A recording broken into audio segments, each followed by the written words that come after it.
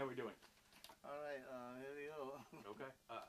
If you would, please tell us about you and your band, the Ivories, and how it all started, and then playing at the warehouse.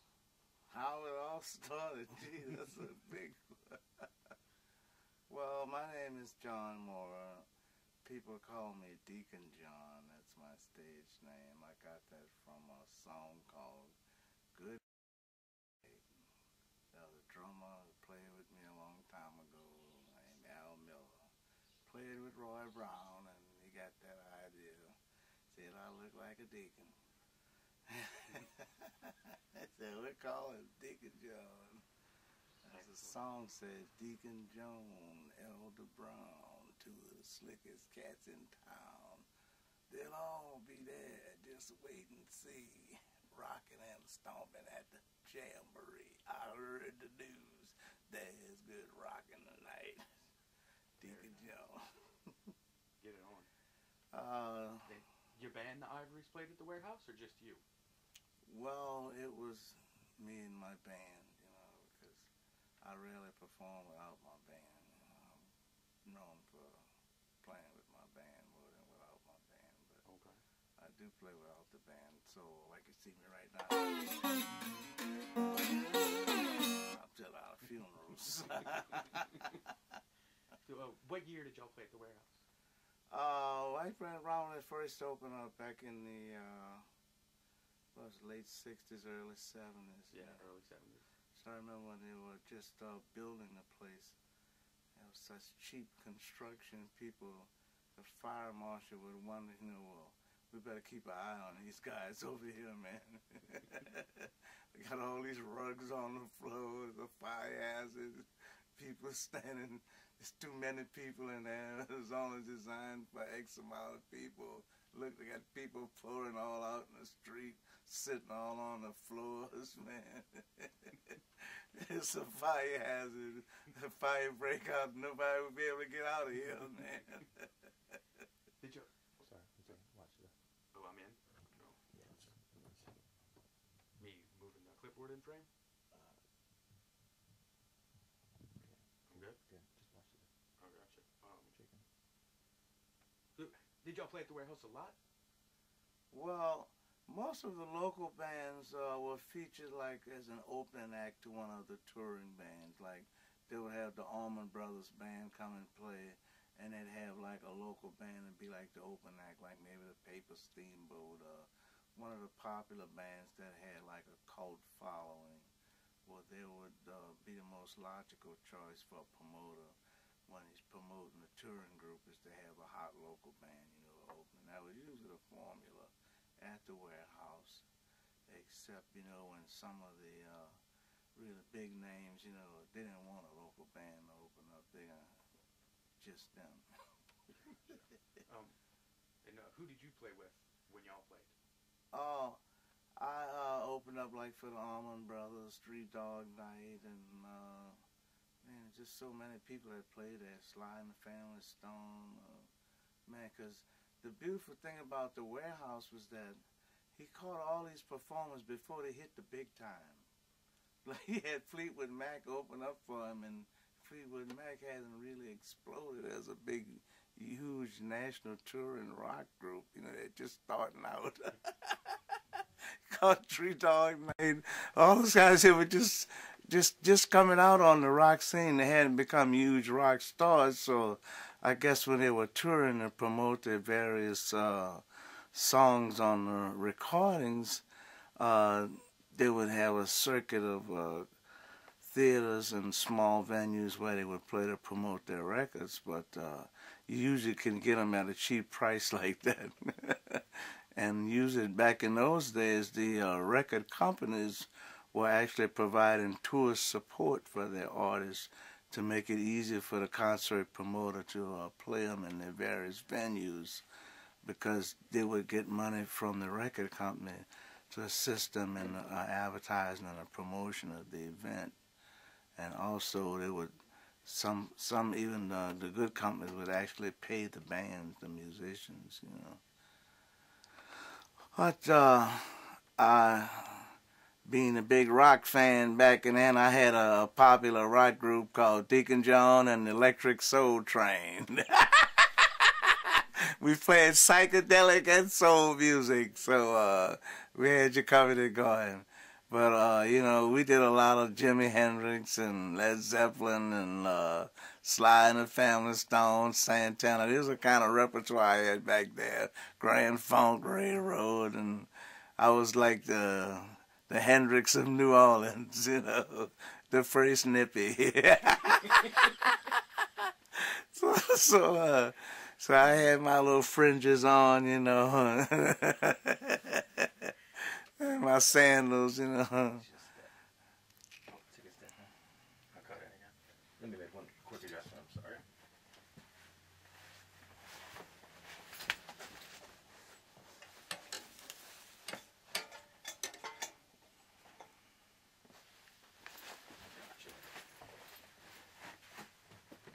Step in.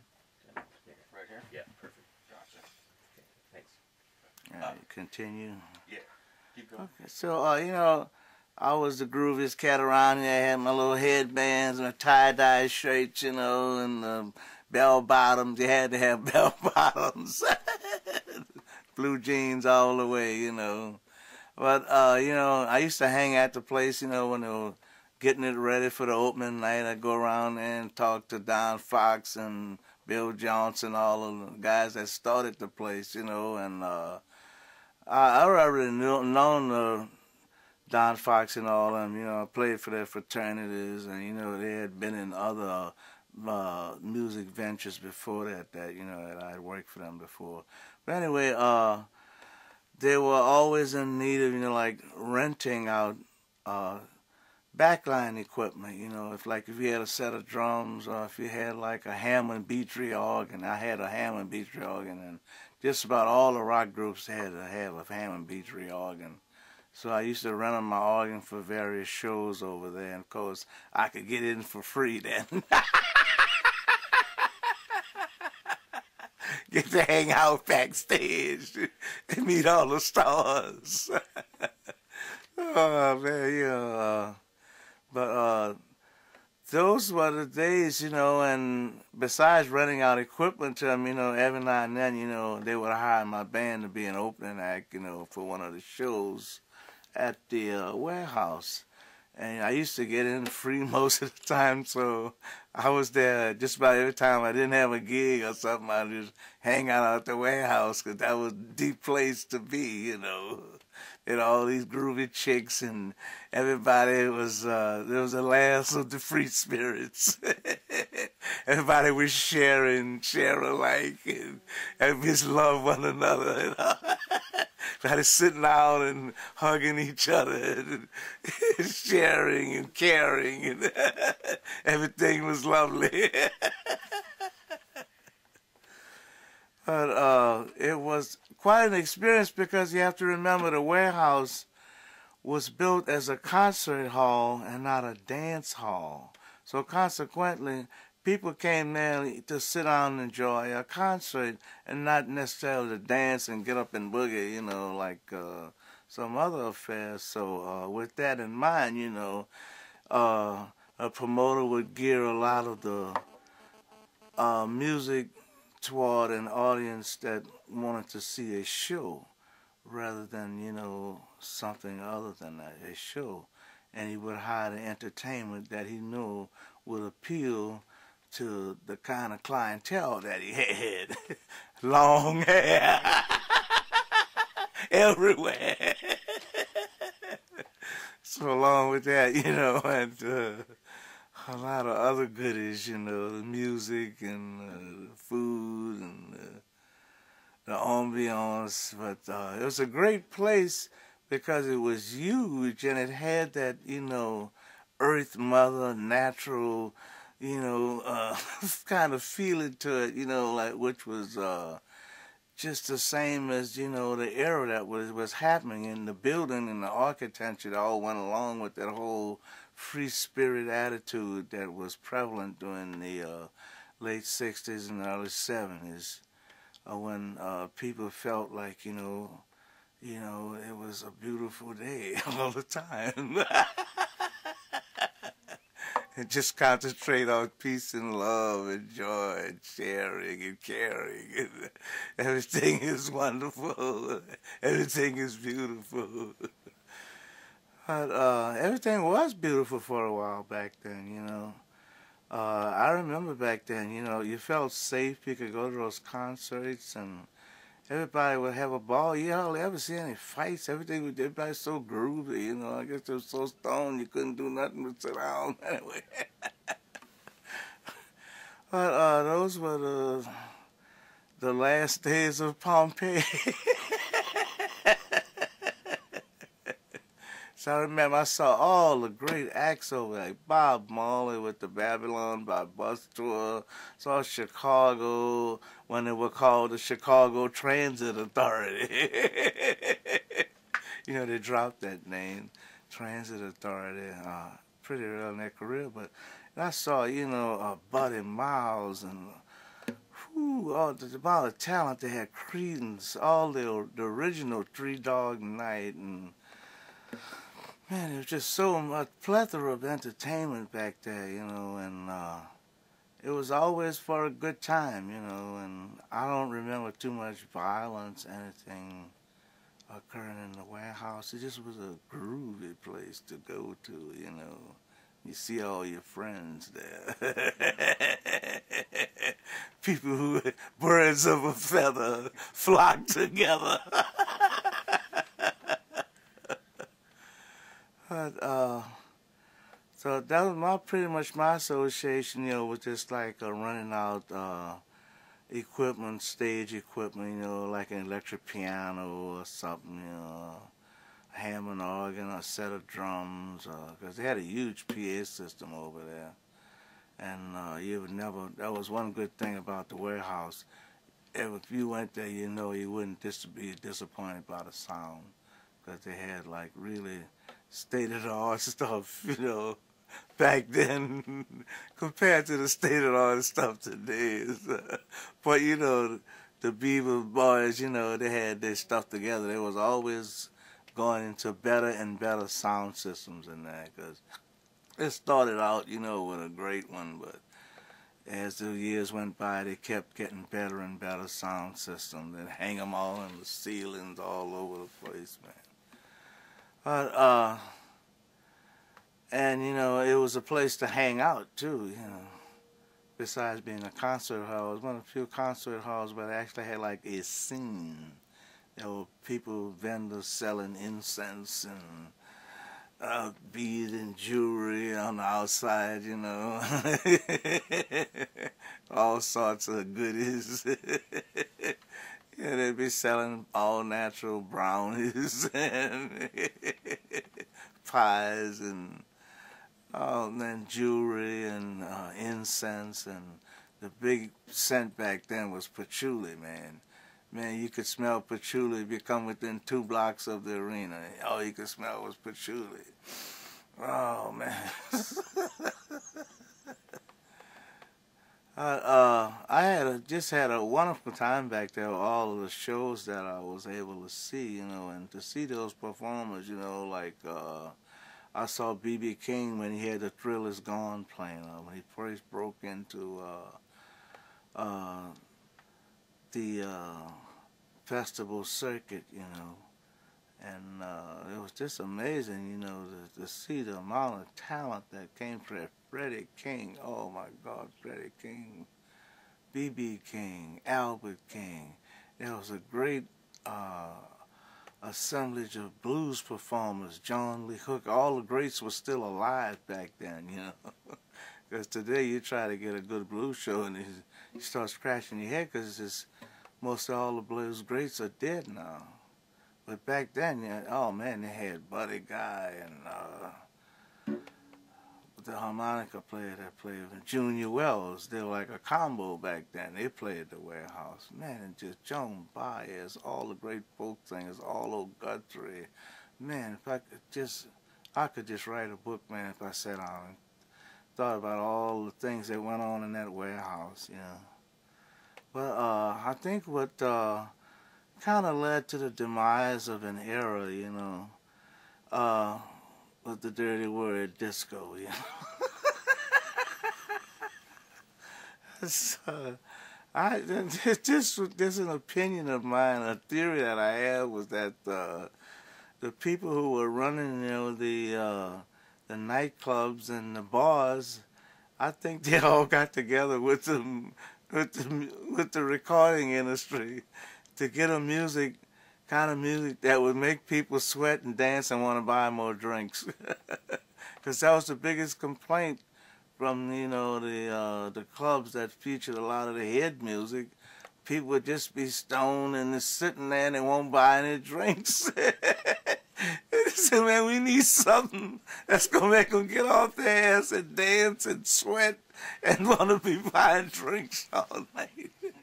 So they came up with disco, which was a dance music, as opposed to, you know, a concert thing, just cerebral music, you know, when you sit down and, but that gut level stuff hit you and make you want to do the, and pretty soon you can be buying drinks and all kind of, and, you know, that's just a theory of mine, you know, why they really invented disco. They were losing too much money in the bars. Nobody wanted to drink anymore. They come in and get orange juice and sit down all night and listen to the music, tripping out. There's no way to run a joint, man. You can't make no money, man. The bartender's sitting on the bar. Nobody's buying drinks. But anyway, you know, it's just things like that, you know. They come and go. It's all a part of history, you know, the end of an era, you know, the demise of the warehouse, you know, the fans who had been accustomed to seeing shows over the years there, well, they've all gotten older. They don't want to be standing up like a herd of cattle. They want to sit down and have something nice, air conditioned, and then be sweating in the warehouse. It's just a natural evolvement, you know. Time brings about a change. People's taste in music change, and the whole scene changes, you know. I've seen it happen so many times. It's a cyclical nature in music. You know, I've seen music being recycled all the time. And it usually comes like in 10 and 20 year cycles. And it's usually the barometer is indicated by a hot TV show.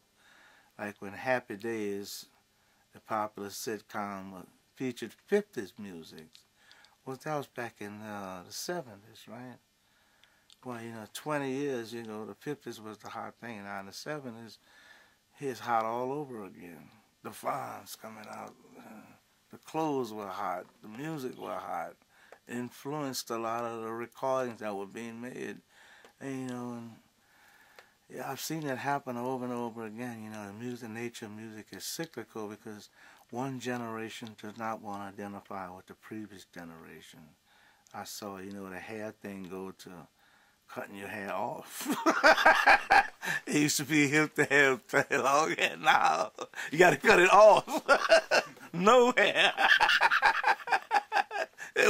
What next, man?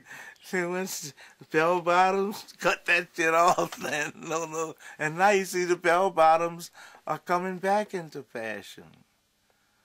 So you see kids running around here looking like hippies, and they never experienced the hippie generation. They just see it on TV or something. The Beatles, who was that?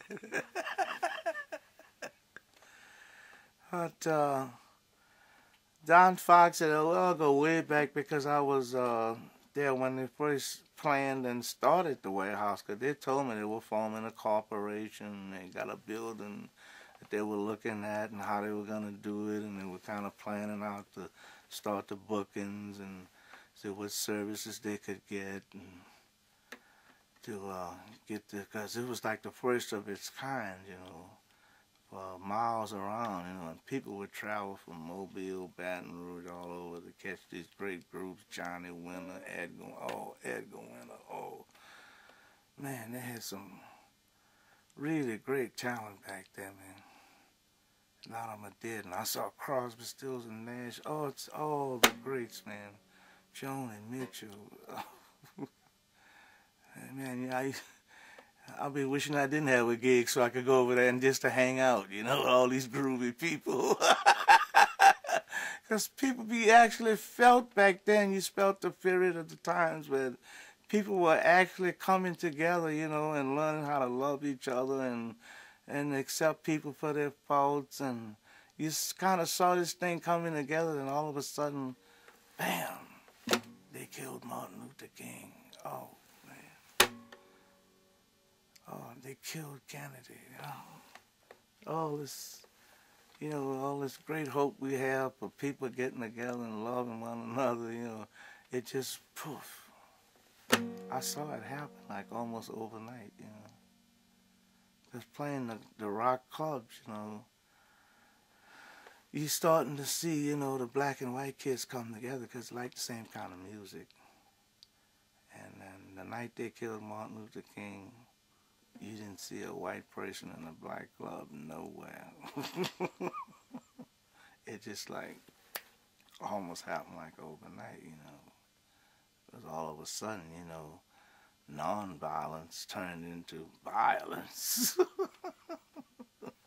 The whole philosophy of the peace movement of the 60s had been turned around.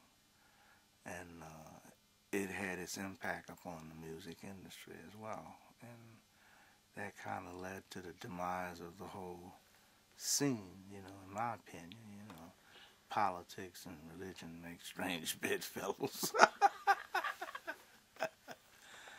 But the warehouse was something that New Orleans had needed for a long time, and we had a group of young men with a lot of vision and a lot of integrity, and they managed to pool together enough money to get this operation off the ground, you know, because when they first opened up, you know, the Board of Health and the fire marshal, everybody wanted to close them down. They don't have enough bathrooms, and all these rugs on the floor, the fire hazard, and the police with the drugs. But anyway, you know, yeah, in my opinion, it was just a healthy alternative, you know, for people staying out of trouble, is to come to a place like that, you know. But it was fun while it lasted. That's all I can say. It was fun while it lasted. I got to meet a lot of great people over there, made a lot of friends, and rubbed shoulders with the stars. Got to jam with the Allman Brothers. Well, I knew one of the guys in the Allman Brothers, the drummer, Jay Johnny, because he's from the Gulf Coast, past Christianity, his hometown, and I played gigs with him, you know, a long time before he joined the Allman Brothers, you know. And I was just shocked, you know, to see him touring with the greatest rock and roll band in the world. But he still was Jay Johnny. He was a real humble guy, and he just said, "Well, come on, man, come on, jam with us," you know, just like that. Anyway, I have really fond memories of the warehouse because I had a lot of good times there, and, you know, and it's always nice to, you know, when a local band can open up one of the national acts, because it gives you a lot of exposure. And people say, oh, people see you up there with the big timers, they think you one too. Well, that's what, theoretically, that's what they're supposed to do. But anyway, so all I can say is that, you know, it was fun while it lasted. You had any more questions you want to ask? What was your fondest memory of the warehouse? If you could point it down to one night, maybe. Oh, the night Bob Marley came there with the Babylon by Bus tour. Oh, he came out on stage and he just yelled out, "Professor Longhair," and the house went up. He said, "Professor Longhair," and he told the audience that when he was coming up, He said he would tune into New Orleans radio and listen to Professor Longhead. Because he said by Jamaica being so close to New Orleans, they could pick up a lot of the radio stations from New Orleans. And you know, my opinion is that New Orleans music kind of influenced reggae music because it has the same kind of syncopated beat to it. You know, it's similar to New Orleans music. If you listen to reggae, you know, it's got a kind of different syncopated beat, and that's what New Orleans prides its music on, syncopation. And I think, you know, by them listening to New Orleans radio and having the cultural exchange, it probably have influenced Jamaican songwriting, especially the skank, you know, that's just the elementary funk, you know. And that was really a night, man, 'cause I had never seen somebody come out on stage and have a big spliff this long, light it up, and the police didn't do it nothing.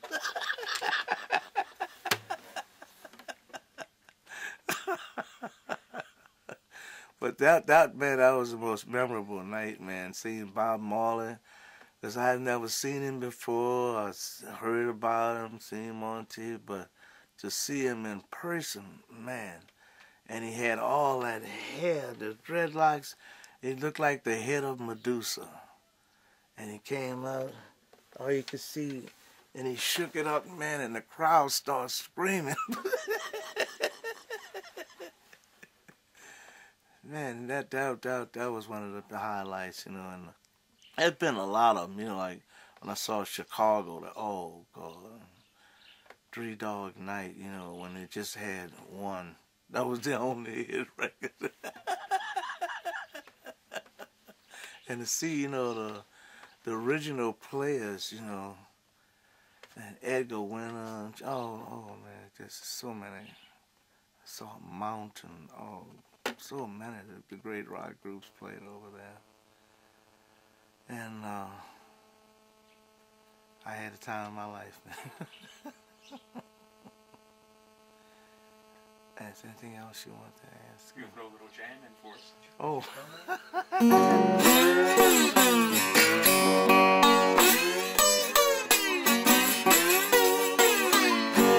I'm gonna Louisiana and get me a mojo hand. I'm going down to Louisiana. I wanna get me a mojo hand.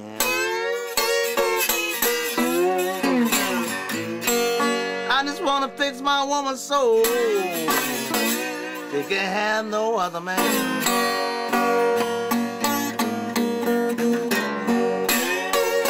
Gold ground was my bed last night. Rocks was my pillow too. Gold ground was my bed last night. Rocks was my pillow too. I woke up this morning, I was wondering what the world am I gonna do. But I laid down thinking about me a mojo hand. I laid down thinking about me a mojo hand. I just wanna fix my woman's soul. She can't have no other man.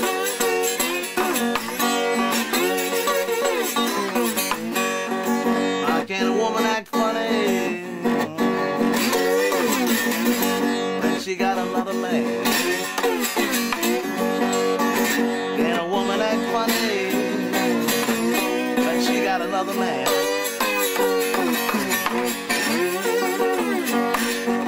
You know she won't look straight at you and always raise and sing.